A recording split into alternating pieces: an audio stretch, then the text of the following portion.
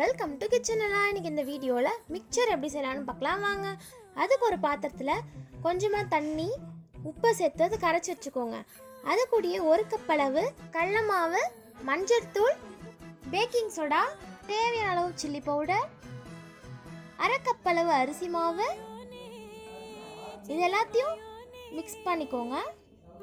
கொஞ்சம் கொஞ்சமாக தண்ணி விட்டு இந்த ஸ்டேஜ் வர்ற அளவுக்கு நம்ம மிக்ஸ் பண்ணி எடுத்துக்கலாம். இது காரா பூந்தி செய்யறதுக்காக. இப்போ கடாயில் நிறைய எண்ணெய் விட்டு சூடு பண்ணிக்கோங்க.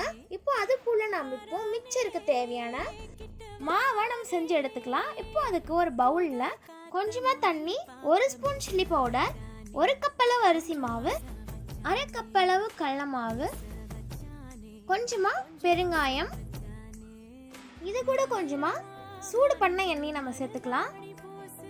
இதை நம்ம இப்போ சப்பாத்தி மாவு பதத்துக்கு நம்ம பிசைஞ்சு எடுத்துக்கலாம்.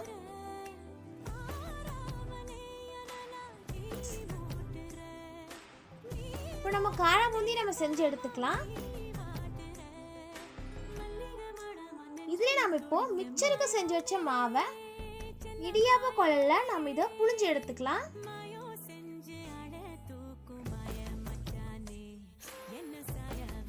நம்ம அதே எண்ணெயில பூண்டை பொரிச்சு எடுத்துக்கலாம். அதுல நம்ம கடலையும் பொரிச்சு எடுத்துக்கலாம்.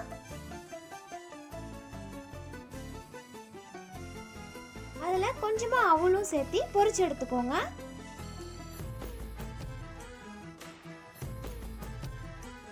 கடலை கொட்டையும் பொரிச்சு எடுத்துக்கலாம்.